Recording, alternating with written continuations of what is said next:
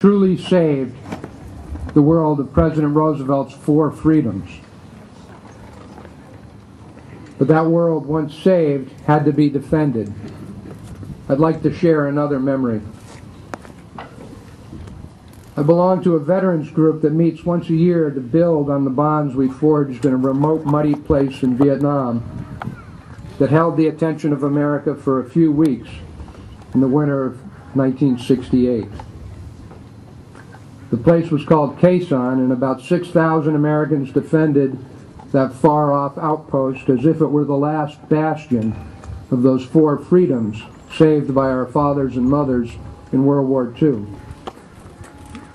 During our 1998 reunion, not long after my father's passing, I learned about one of my comrades I never knew. We were in different battalions in the same regiment. We both served at Quai Son, but I came home and he didn't.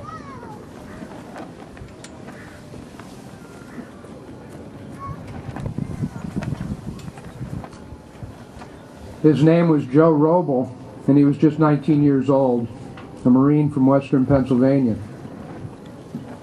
A few months before he died, he wrote home, "About 2 weeks ago, I was on a convoy going back to my outfit, and I saw this little boy standing alongside the road.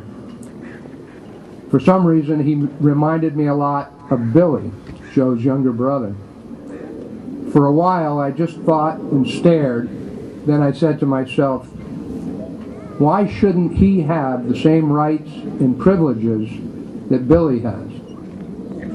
I'm prepared to give my life trying to get him these rights," wrote Joe Roble. Ladies and gentlemen, Joe Roble's idealism ennobled us all. In World War I, our veterans made possible the birth of a new world, no longer dominated by the whims of crowned heads of state. In World War II, that world was saved from utter destruction at the hands of those who thought might makes right. In the years after World War II, that world was defended and improved. To what end? In all the great wars of the 20th century, Americans fought for the principle that ordinary people like my father and like Joe Roble and like you and I, can establish and maintain systems, laws to govern ourselves with fairness and justice. Our enemies, be they imperial despots, militaristic madmen, or ideological zealots, all believed that they had the right to dictate to people, that the people couldn't be trusted to govern themselves. Now, in a new century, we face something new, a threat that attacks our most vulnerable points, our openness, our tolerance, and our fractious competitive marketplace of ideas. We don't know what the future will bring. Our world remade, saved, and defended in the 20th century is once again being remade. And the future will take a shape unlike the past. Yet we do not go empty-handed into this dangerous new territory. From Belleau Wood to Bastogne, and from Chosin Reservoir to Quai Son, on to the Badlands of Afghanistan and the bazaars of Iraq, the citizen soldiers of our nation, especially those hundreds of thousands who gave their last full measure of devotion, have given us a heritage of fortitude and devotion to duty. That heritage is a compass to guide us. And we have a map. We know our destination. Our democratic landmarks are still the same. Freedom of speech, freedom of religion, freedom from want, and freedom from fear.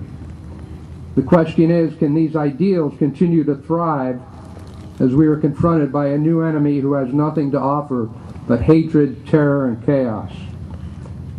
It is my belief that we must defeat them by working together to govern ourselves.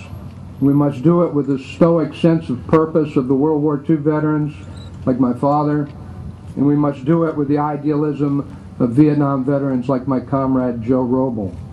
And we must husband the courage and strength of the young Americans serving today.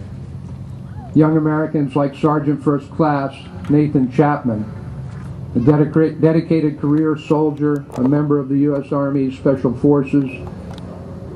As we've heard, Sergeant Chapman was in the forefront of the war against terrorism and was the first American to die in Afghanistan for his country. Of the Green Beret worn by Sergeant Chapman, President Kennedy said, "It is a symbol of excellence, a badge of courage, a mark of distinction in the fight for freedom." Truly it was so in the case of Sergeant Chapman.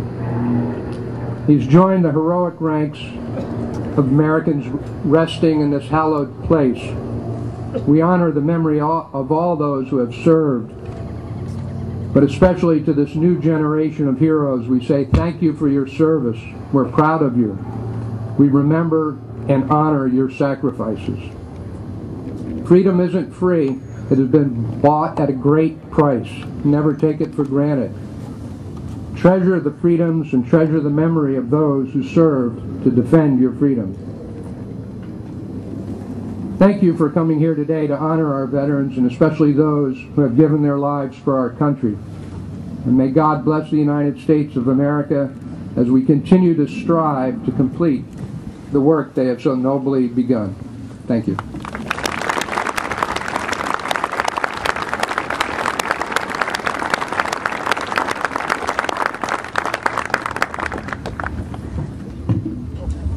Goes your speech. Thank you.